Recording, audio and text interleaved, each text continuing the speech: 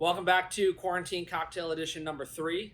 So for cocktail number 1 and for cocktail number 2, we've used brown spirits, bourbon and rye so far. And so we are going to change things up, and we're going to do a gin-based cocktail for all of you clear liquor drinking people. So today we're going to do a cocktail called a French 75.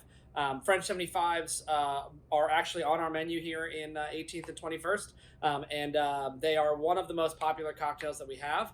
We offer them two ways. We offer them either with gin or with cognac.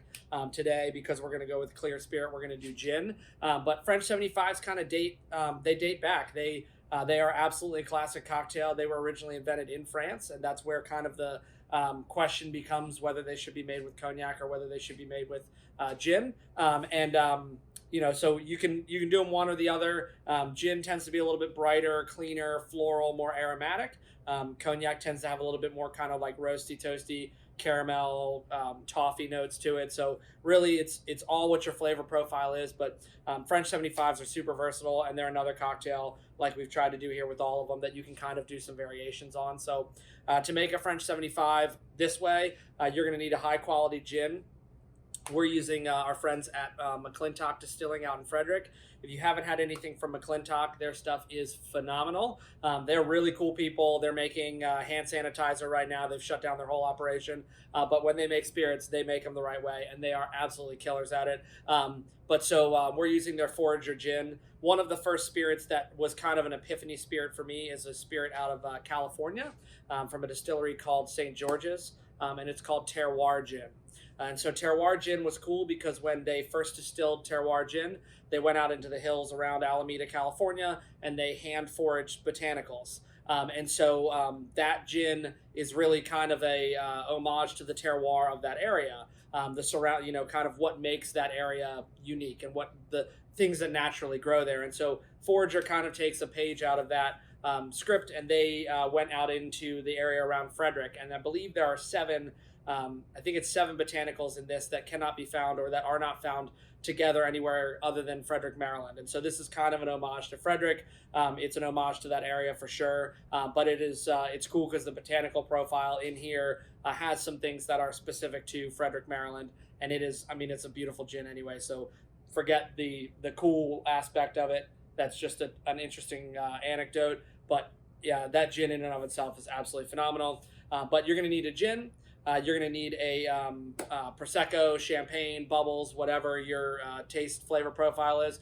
I tend to use Prosecco when it comes to French 75s. French 75s originally were invented with champagne. Champagne is rich, it's creamy. I like to let the gin showcase over the bubbles. If you want the bubbles to showcase, you can back off on the gin a little bit and pick something that's got a little bit more kind of easygoing flavor profile, and then allow the bubbles, if you want to use champagne or whatever it might be, allow that to kind of be the star of the show.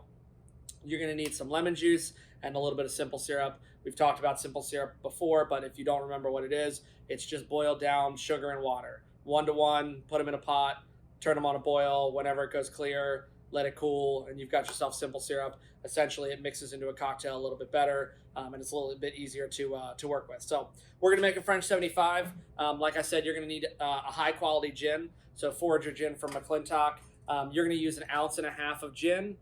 If you prefer it a little boozier, you can go to 2 ounces. If you wanted to sit back in the profile a little bit, you can go to 1. But that's going to be your star of the show, at least in this version. Then you're going to do 3/4 of an ounce of lemon juice.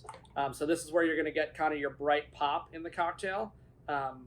It's your acidity. It kind of is what carries it, but you're going to want to balance that. And so you're going to use simple syrup. 1/2 ounce of simple syrup in here, right on top. Now, the big thing right now is as everything sits in there, it's all separate and it's all warm. So you're going to want to break up the simple syrup, get that kind of worked in with everything. When you shake citrus, you're going to brighten up the citrus. So you're going to want to throw a little bit of ice on here. You don't need to put a ton in here. Really, you just want to kind of cool everything down so when the bubbles hits it, it doesn't lose all of its carbonation. And you want to get everything kind of moving a little bit. So you're just going to do a quick shake.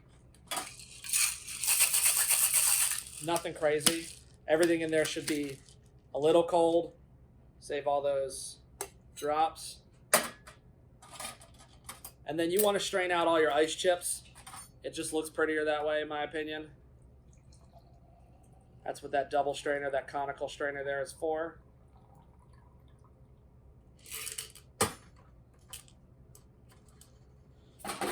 Get rid of those guys. And then, like I said, the last two things you're going to do is you're going to top this whole thing with bubbles.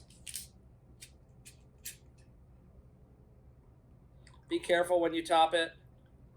When you throw bubbles in with all this stuff, it tends to react a little bit. So if you go hard on your pour, you're probably going to overflow. It's going to be a little bit of a mess. And then the last thing you want to do is you want to throw a lemon peel on top of it. You can use a wide or a fat lemon peel. I like fat lemon peels. I think they look a little bit better. You want to put the shiny side, the side that would naturally be showing on the outside of the lemon, towards the drink. Squeeze it like a hot dog roll, twist it, and then drop it in.